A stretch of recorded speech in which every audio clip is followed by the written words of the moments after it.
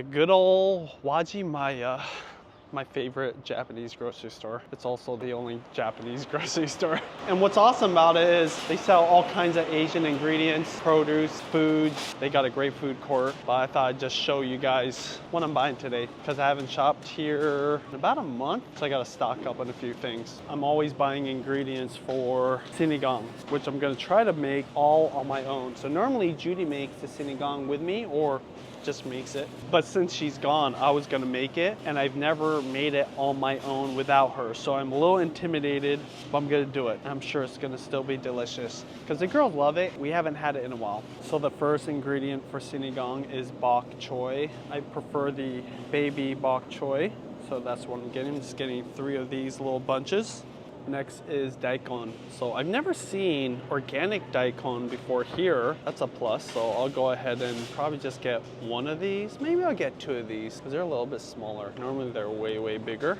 One thing I always forget to buy when buying ingredients for sinigang is serrano peppers. So I'm gonna make sure it's one of the first things I get. I'm gonna get 2 of them. This looks like it's a jalapeno that snuck in there. I'll get it anyways. With the serrano peppers, what we try to do is we don't slice it. We just put it in whole because you still get a little bit of the kick of the serrano pepper, but it's not as strong. And then when we're serving the girls, we definitely don't put the serrano pepper in their bowls. But what I'll do is I'll take it out and then I chop it up and then I mix it into mine. And then that way I get, the spice in my sinigang bowl. And then it keeps it a little bit more mild for the girls. And then we've got Japanese eggplant. I like to put plenty of this. I'm gonna probably just get, I get 2. I'll get these 2. These 2 look fine to me. So the other day I went to the farmer's market and I bought garlic scapes because they're very seasonal. You don't see them often. Now, I love the Wajimai. I think that they have amazing produce, but this garlic scape isn't quite nearly as good looking as the one I bought at the farmer's market. And that's why it's really important to go to the farmer's market and explore and see what they've got that's a little bit different. The farmers know, and they're only growing things seasonally that grow in your area during that season versus here they might be getting it from a far off place. It's not as good quality, or it's just different. It's just different. And that's the first time I've ever seen garlic scapes at a grocery store.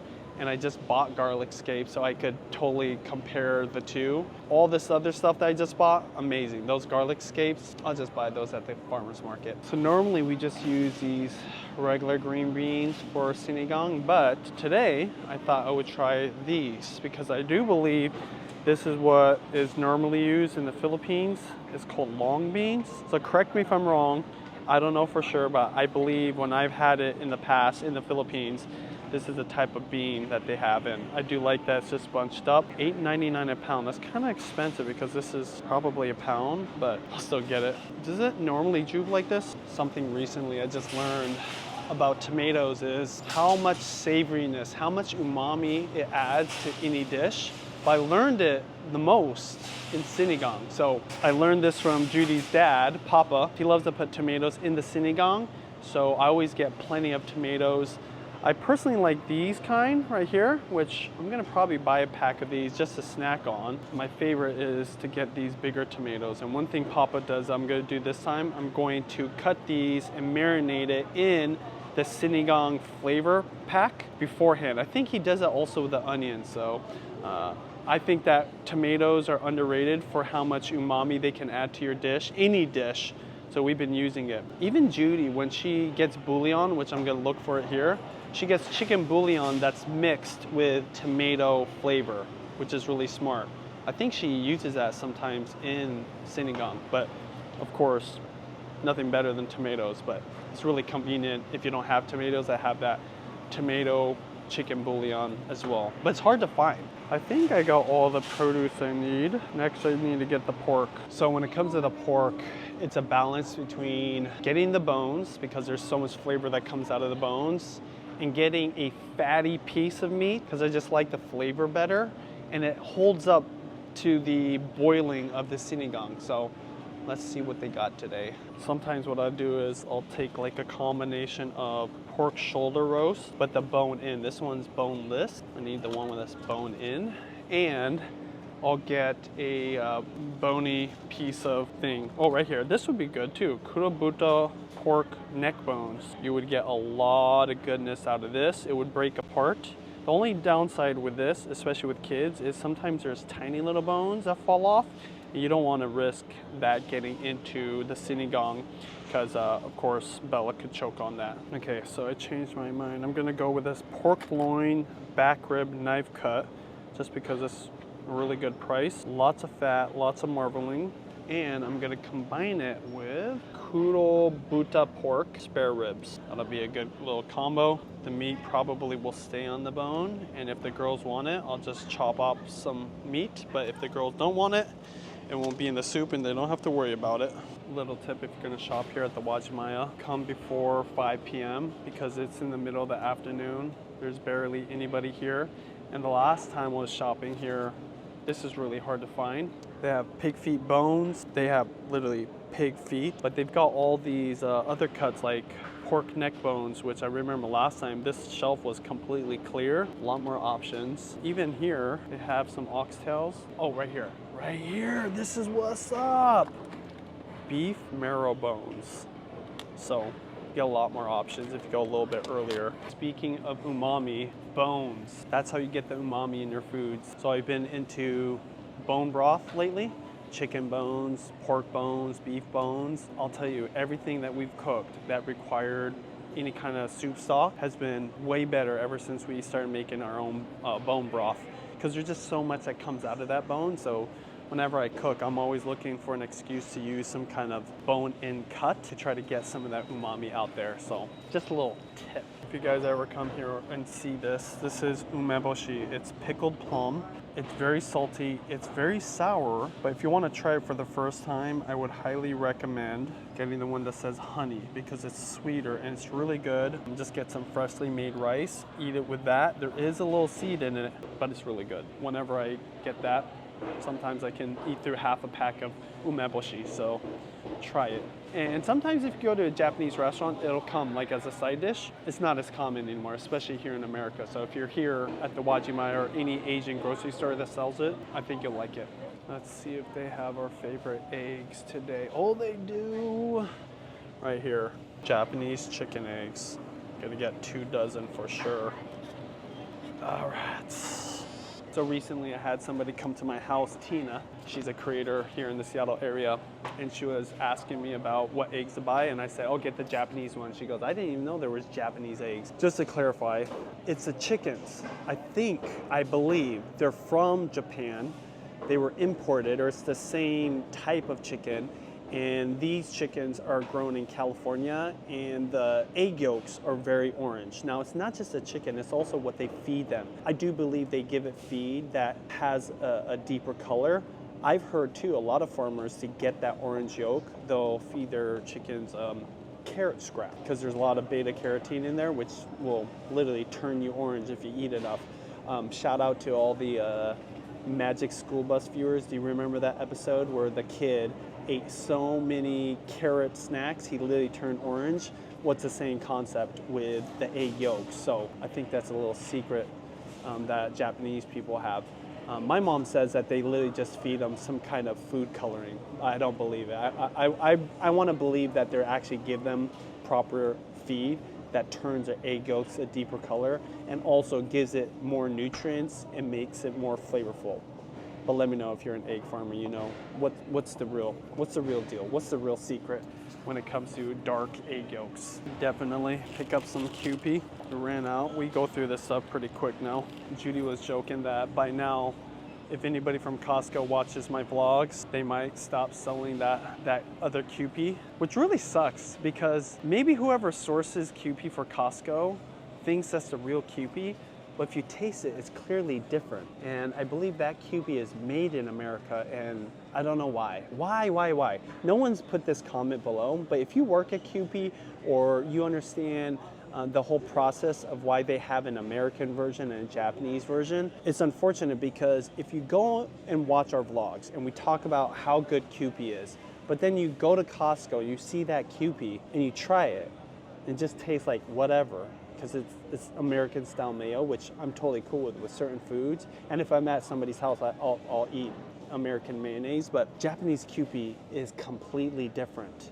And even here, I'm gonna go show you, they have it selling here side by side. Why? Is it, and that's another thing too that's interesting. I wonder if people know that there's two types of QP, so they buy the American version versus the Japanese version. In fact, I'm gonna go over there, but not sure why. The original QP with the Q baby on it, with the, well, you can't see it here, but over here in the bigger package with the red top on it. This is how it's looked literally forever. And then you've got this one.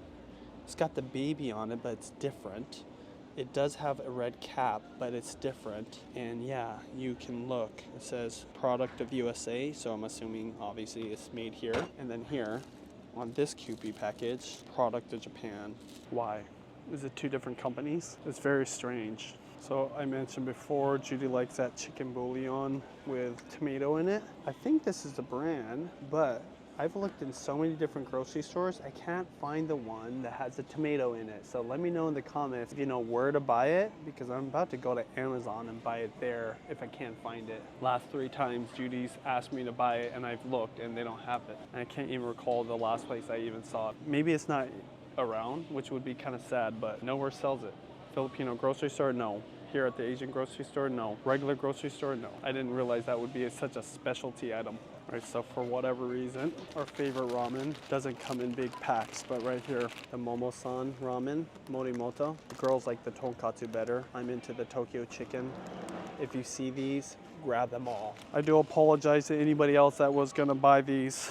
Normally I buy them by the boxfuls, but they don't have the boxes here for some reason, so last time I did this, throwback. Oh man, I think that was the first vlog maybe? My first food vlog? It'd be so much easier if I had a huge box. Excuse me? Do you guys sell these in a big box? No? Okay.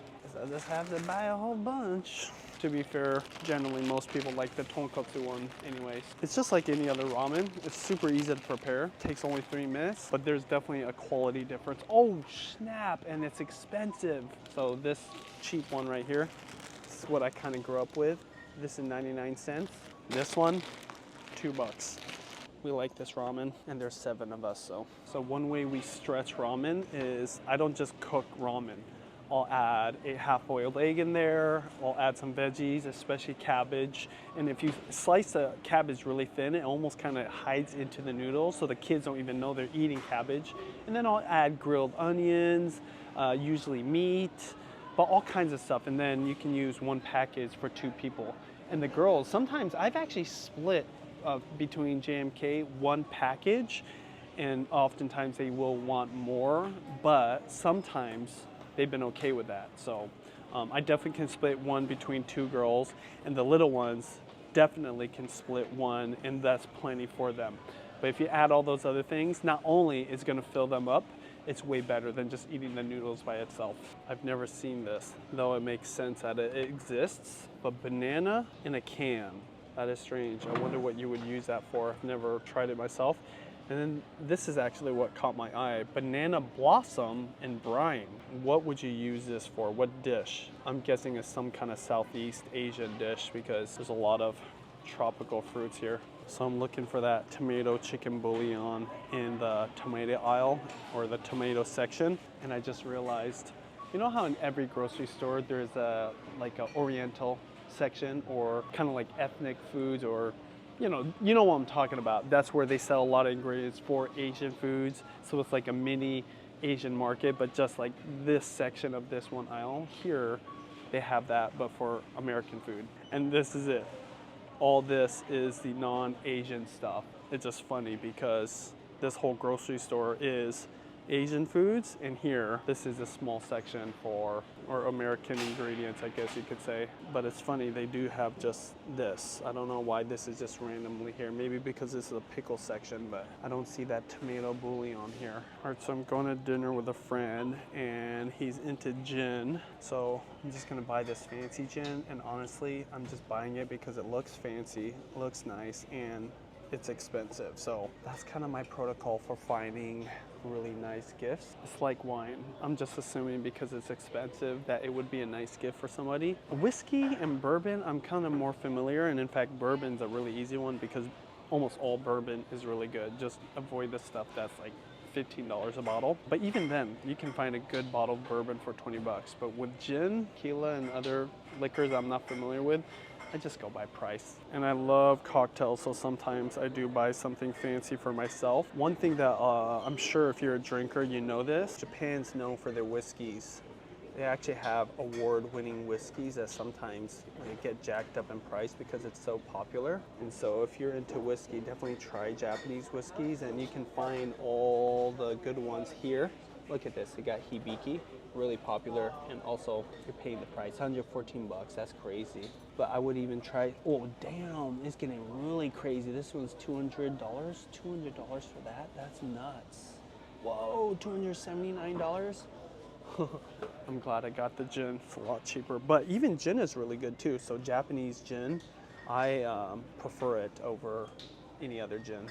You know, whenever Japanese get into something, they really obsess over it and they master it, which is pretty cool because of course you get to enjoy an amazing product before it gets popular. You won't pay the premium price, but once it gets popular and gets trendy, then the price goes way up. So I'm not going home for a while, but I've got this stuff that I want to keep cool. If you go to the fish department, oftentimes they'll get you a bag of ice so that you can put into your bag to keep your groceries cool. Hi, can I get a bag of ice, please? All right, so other than Pike Place Market, if you're into fish, I would have to say Wajimaya in downtown Seattle is the best place to get fish. Look how fresh all of this looks. I mean, all of it looks perfect. And sometimes when you go to a fish market, there's like a fishy smell. Here, the fishy smell actually smells good. It kind of reminds me of sushi, so you get really fresh fish here. Very underrated. Halibut collars. You can make a really good, oh, I think sinigang with halibut collars, by the way. That's a secret, by the way, at the Oriental Mart in Pike Place Market. That's what she's using in her sinigang, which makes it really good. And again, the bones, the fish bones, that's where a lot of the umami comes from. All right, I am good to go.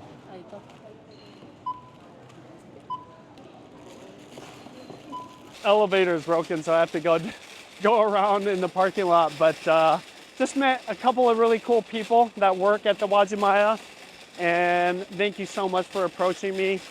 You know, they said they didn't want to bother me last time because it was busy, and it was way busier. Today was nice and relaxed, so I just want to let you know, if you ever see me, I love saying hi. I'm so grateful that people watch these videos and watch my vlogs. Obviously, I'm doing it because I have a passion for food, but I also do it for you guys that are watching. So if you see me, come say hi. I don't mind. I'll take a picture. I also just love hearing the feedback. The person I just met, they said they loved the food competition with Matt. And I thought that was interesting of all those because that's not a common format that I have. She liked it. She loved seeing the reaction of the girls to Matt's food and my food.